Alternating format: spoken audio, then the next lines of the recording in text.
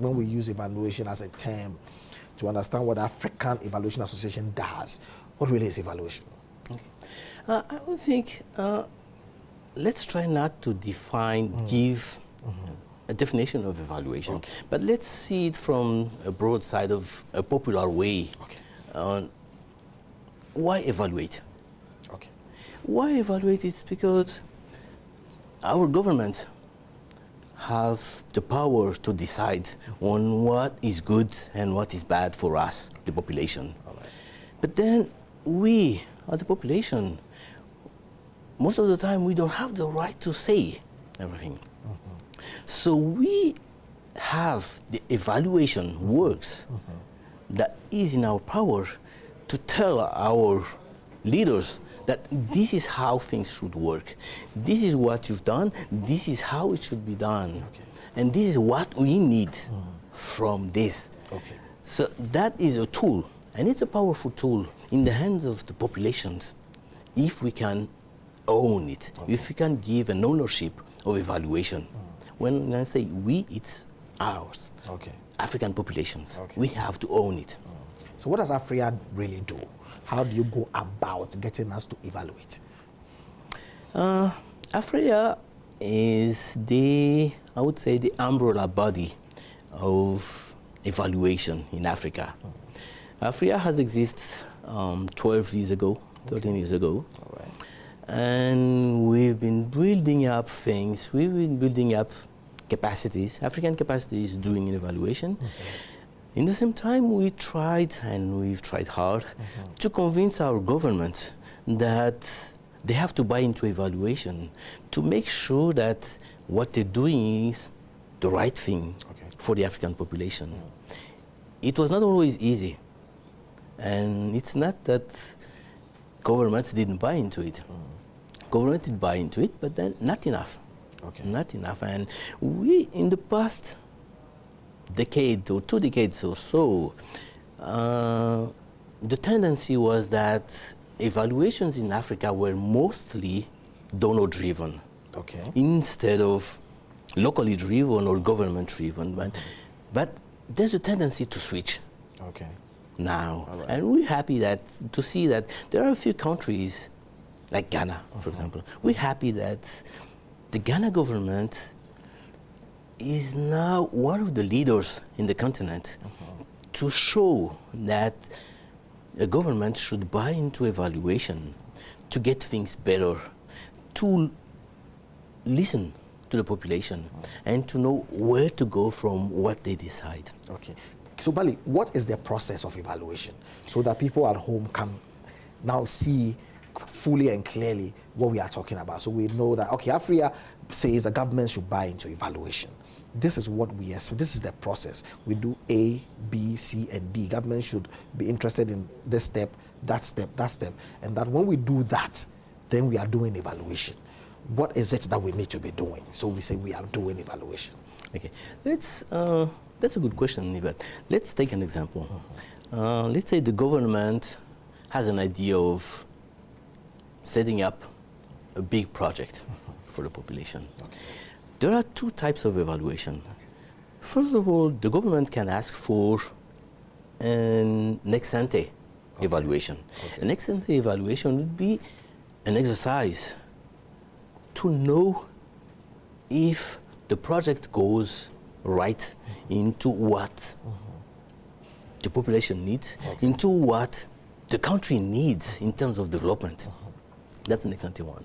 But an ex-post evaluation would be that once the project is done, has ended, then the evaluators comes in and they would say, okay, did the project answer the real needs that was identified in the beginning? Did the project have the intended results? Did we reach the intended impact of what we thought in the beginning for the project, so that the government can easily adjust things if there would be a continuing of that. But the evaluation should also be seen as I said in the beginning, a powerful tool in the hands of the parliamentary. Because as we all know that in a country, in African countries now, when we're trying to set up a democracy, the parliament has the powerful, I would say,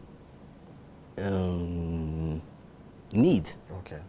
I would say the need to look into what the government is doing and to say, a government, yes, you're doing the right thing. A government, you're doing the wrong thing. This is the way you should be doing. And the parliament doesn't have any tool, proper tool, except the statistics tool that the Ministry of Finance would give them. But then, with an appropriate evaluation, the parliamentary would be having enough information to judge if this kind of project went the right way it should have done. All right. So 2 ways, basically, to evaluate what we need, and then having identified and embarked on it, to look after we've done the project also to see whether it met the need that we set down to meet. Definitely. That is it. So as an example, who should be doing this in our countries in Africa? Good question, because that's one of Africa's challenge, as a matter of fact.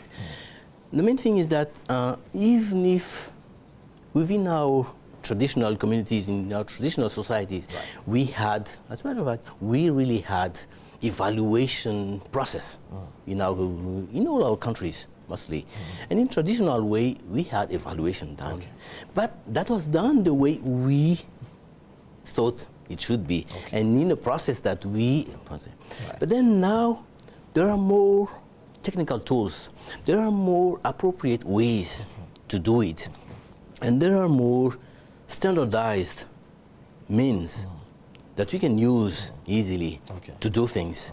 So we learned it. Of course, we learned it, and then we should try to apply it. Of course, Africa is there to promote the process first. But then Africa is there also to promote the tools, the appropriate tools that are there already. We don't have to reinvent the wheels. Great. Tools are there. Good point. Let's learn how to use them. And let's learn how to adopt them. Because it's not because it's a tool that we just have to take it and then apply it. No.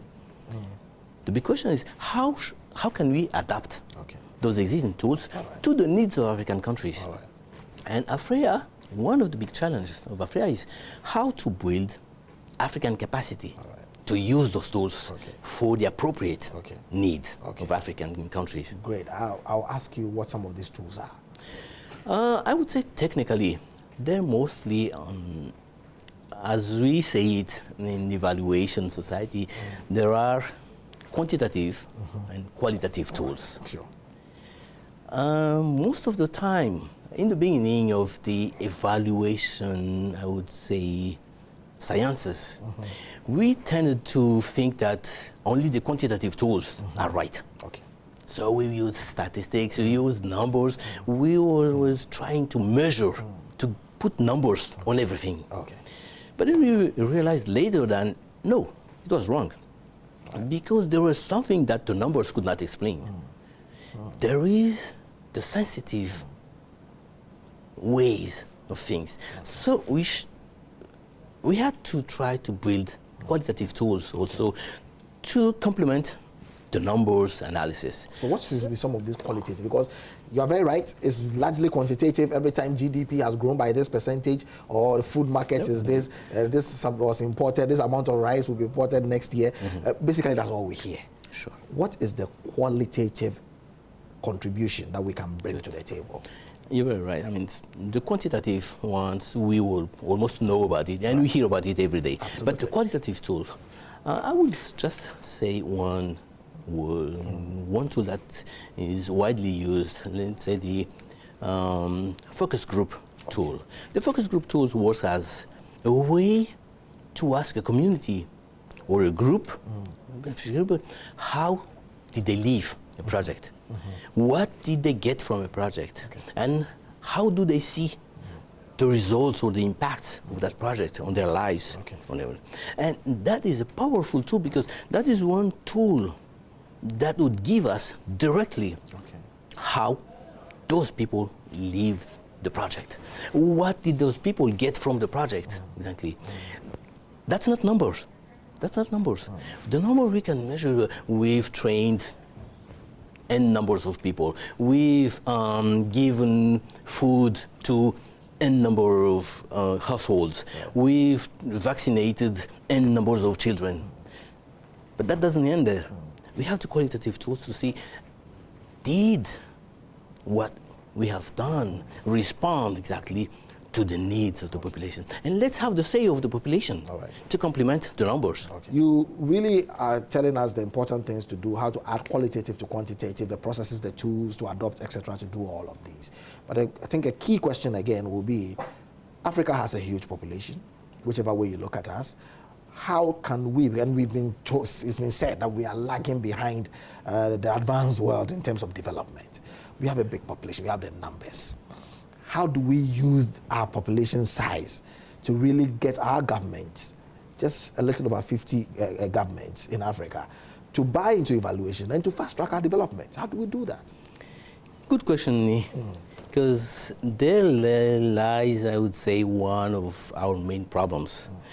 And it's a good thing that Africa is getting into a more and more democratic way of things, which means that we put in a balance a government and we put also a parliament inside. And usually in a democracy, a parliament is supposed to look into what the government is doing. A parliament is supposed to bring the voice of the population to the government. And the parliament is supposed to control, and I would put that in quotes, to control the government. So here, the African population has already a powerful structure within the parliament to look into what governments are doing.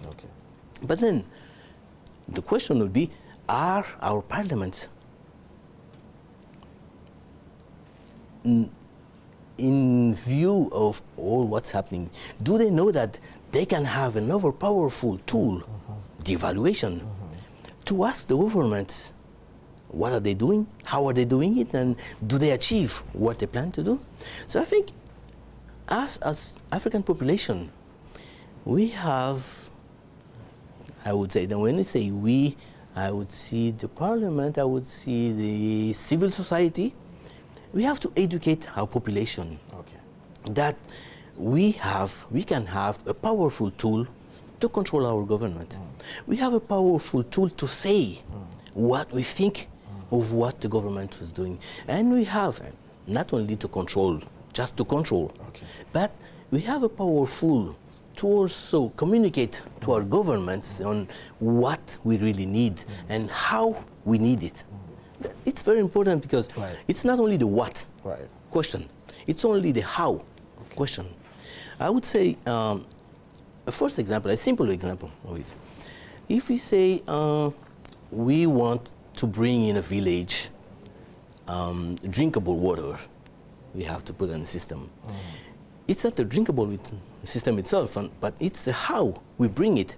And within the how, we should be aware of what percentage of the village should benefit from it. And that's the how question behind it. All right. Interesting. Let's just go. I know the Vice President, John Mahama, His Excellency, was really at the conference today. And we have a video inset on his views on evaluation and development. Watch this. In Africa, evaluation has been more donor-driven and asymmetrical. The methods, tools, and orientation for conducting evaluation have been oriented more towards norms and standards determined by outsiders rather than those emerging from Africa-rooted evaluative thinking and practice. The emergence of more democratic institutions, notably an increase in parliaments, the deepening of civil society organizations and NGOs, and the increased demand for accountability of governments and regional institutions, and the very emergence of the African Evaluation Association presents us with an opportunity for developing and strengthening a unique evaluation system in Africa. As government